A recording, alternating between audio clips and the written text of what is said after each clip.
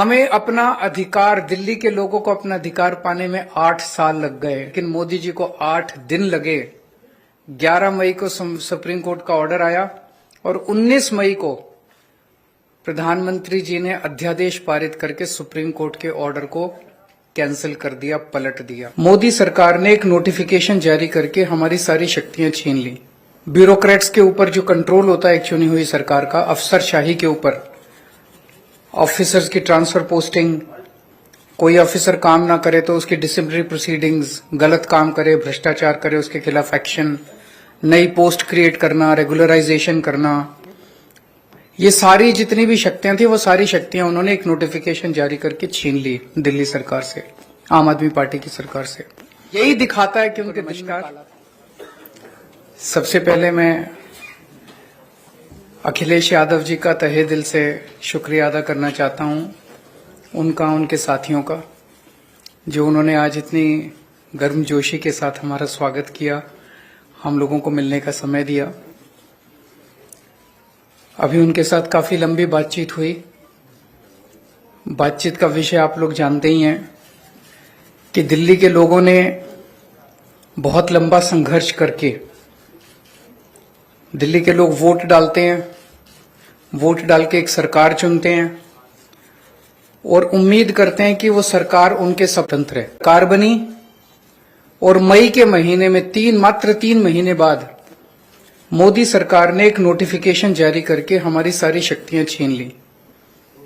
Bureaucrats के ऊपर जो कंट्रोल होता है एक चुनी हुई सरकार का, अफसरशाही के ऊपर, ऑफिसर्स की ट्रांसफर पोस्टिंग, कोई ऑफिसर काम ना करे तो उसकी डिसिप्लिनरी प्रोसीडिंग्स, गलत काम करे, भ्रष्टाचार करे उसके खिलाफ एक्शन, नई पोस्ट क्रिएट करना, रेगुलराइजेशन करना, ये सारी जितनी भी शक्तियां थी वो सारी शक्तियां उन्होंने एक नोटिफिकेशन जारी करके छीन ली दिल्ली सरकार से, आम आदमी पार्टी की सरकार से।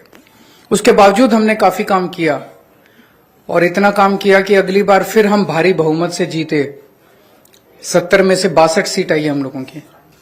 लेकिन 8 साल की कोर्ट कचहरी की लड़ाई के बाद 11 मई को सुप्रीम कोर्ट की संविधान पीठ ने, कॉन्स्टिट्यूशन बेंच ने 5-0 से फैसला दिया कि सारी शक्तियां चुनी हुई सरकार के पास होनी चाहिए। अगर चुनी हुई सरकार के पास अफसरशाही पे कंट्रोल करने की शक्तियां नहीं होंगी तो वो सरकार काम नहीं कर सकती, चुनी हुई सरकार काम नहीं कर सकती, और ये संविधान के खिलाफ है। बहुत क्लियर ऑर्डर था, स्ट्रांग ऑर्डर था। हमें अपना अधिकार, दिल्ली के लोगों को अपना अधिकार पाने में 8 साल लग गए, लेकिन मोदी जी को 8 दिन लगे। 11 मई को सुप्रीम कोर्ट का ऑर्डर आया और 19 मई को प्रधानमंत्री जी ने अध्यादेश पारित करके सुप्रीम कोर्ट के ऑर्डर को कैंसिल कर दिया, पलट दिया। 19 मई को क्यों किया? 19 मई की शाम को 5 बजे सुप्रीम कोर्ट बंद हो गया, वेकेशन हो गई सुप्रीम कोर्ट की। 5 बजे वेकेशन हुई, रात को 10 बजे रात के अंधेरे में मोदी सरकार ने अध्यादेश जारी करके सुप्रीम कोर्ट का ऑर्डर कैंसिल कर दिया। यही दिखाता है कि उनके दिल में काला था। अगर वो 2 दिन पहले सुप्रीम कोर्ट का वो अध्यादेश जारी करते, हम सुप्रीम कोर्ट से जाके स्टे ले आते, लेकिन अब सुप्रीम कोर्ट बंद है तो अभी हमें महीना भर रुकना पड़ेगा। जब सुप्रीम कोर्ट खुलेगा हम सुप्रीम कोर्ट भी जाएंगे। लेकिन ये अध्यादेश जब संसद के अंदर आएगा तो संसद में, लोकसभा में तो बीजेपी की मेजॉरिटी है, लेकिन राज्यसभा के अंदर बीजेपी के मेजॉरिटी नहीं है।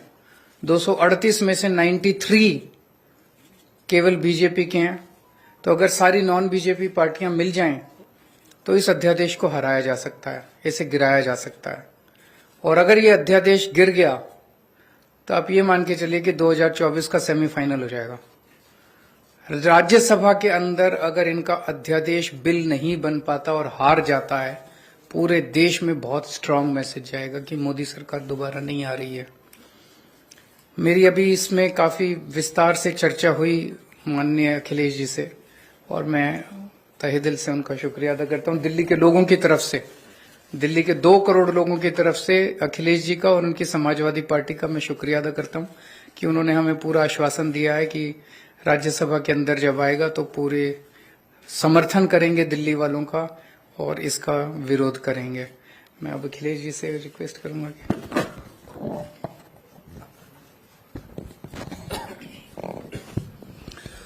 बहुत बहुत धन्यवाद।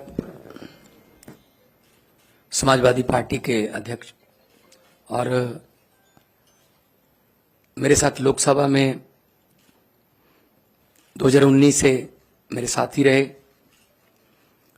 अखिलेश यादव जी, उनकी पार्टी के विधायकगण, आम आदमी पार्टी के नेशनल कन्वीनर और दिल्ली के मुख्यमंत्री अरविंद केजरीवाल जी, राज्यसभा में आम आदमी पार्टी के सांसद भाई संजय सिंह जी और एजुकेशन मिनिस्टर दिल्ली के आतिशी जी, और आप सब पत्रकार और मीडिया के जितने भी प्रतिनिधि हैं।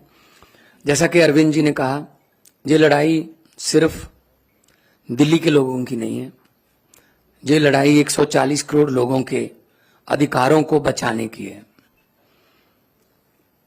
एक तरफ तो हम biggest democracy in the world कहते हैं देश को, और दूसरी तरफ लोकतंत्र पर अध्यादेश की कुल्हाड़ी चलती है, गवर्नर के जरिए तंग किया जाता है। अगर इनकी सरकार बीजेपी की किसी राज्य में इलेक्शन से ना बने तो ये बाई इलेक्शन से बना लेते हैं। उनके 30-40 खरीद लो, बाई इलेक्शन करा लो, सुबह सुबह 3 बजे उठाओ गवर्नर को, ओथ लो, उसके बाद देखते रहो क्या होता है। ये आदत पड़ गई है इनको, ऐसा कई बार कर चुके हैं ये।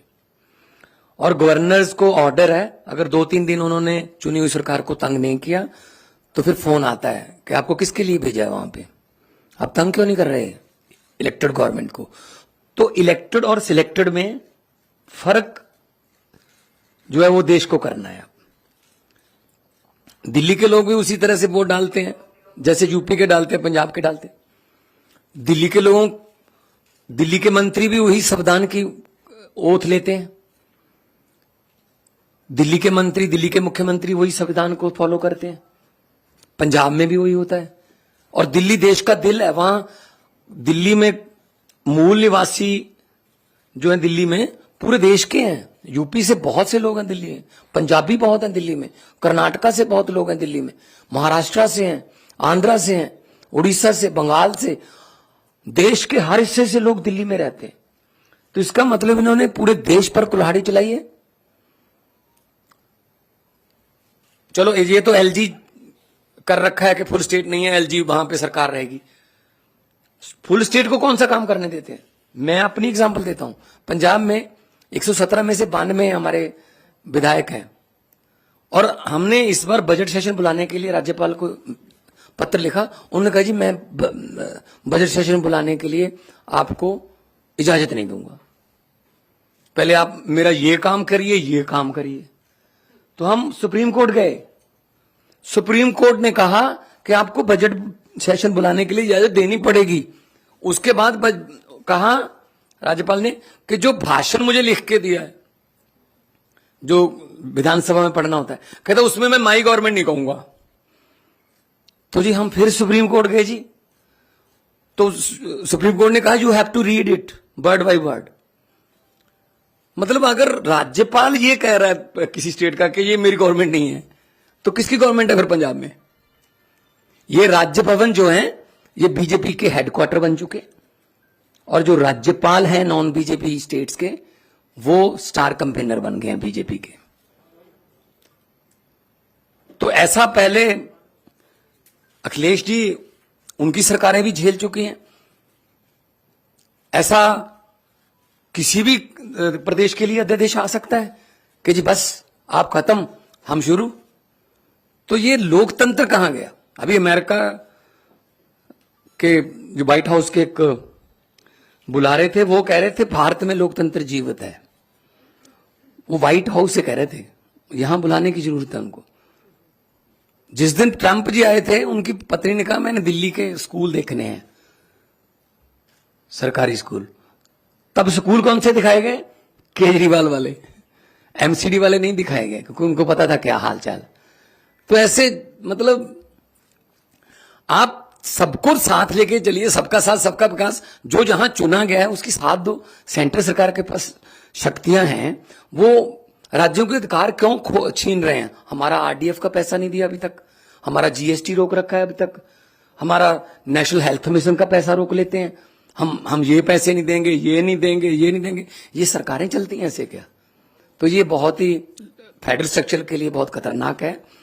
और समाजवादी पार्टी आंदोलन से, जेपी आंदोलन से निकले हुए नेता इसमें हैं और उन्होंने तो बहुत संकट देखे हैं देश पर। तो आज जिस गर्मजोशी से और जिस जो शिद्दत से हमें सम्मान दिया अखिलेश जी ने, हमें इज्जत दी, उसके लिए आप बहुत आभारी हैं। और हमें उम्मीद है कि लोकतंत्र की जो लड़ाई लड़ने के लिए हम इनका साथ लेने के लिए आए हैं, उस लड़ाई में हमारा साथ देंगे। और इस लड़ाई से कोई भगवंत मान, कोई केजरीवाल या कोई अखिलेश जीतेगा नहीं, इस लड़ाई में जीतेगा तो देश की 140 करोड़ जनता जीतेगी। जी अखिलेश भाई।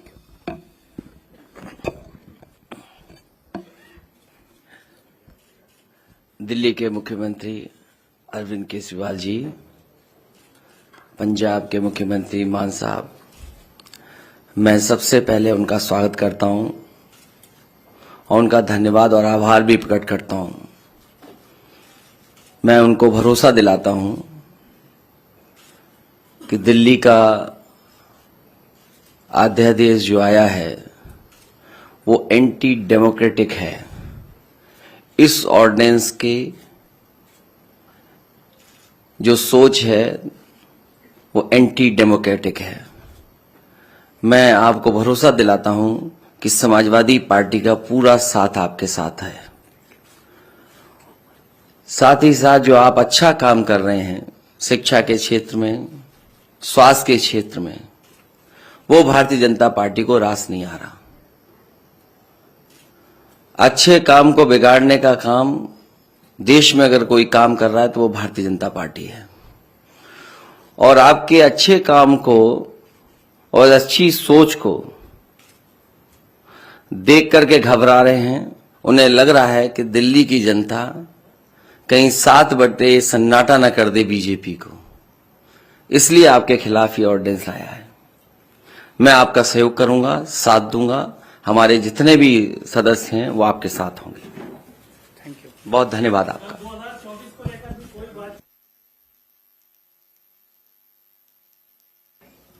आज उसके बारे में कोई बातचीत नहीं हुई, आज हमारी इस अध्यादेश के बारे में बातचीत हुई। बाकी हम सब लोग साथ हैं, देश को बचाने के लिए हम सब लोगों को मिलकर जो भी करना पड़ेगा हम सब करेंगे।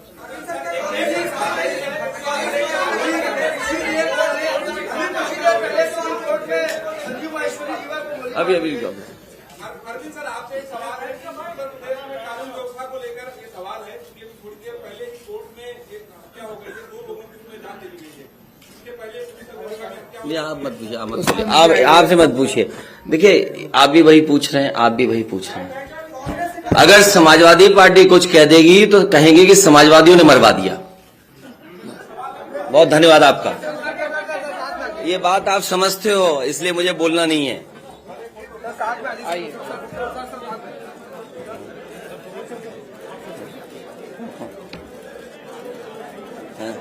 Thank you. Thank you, thank you.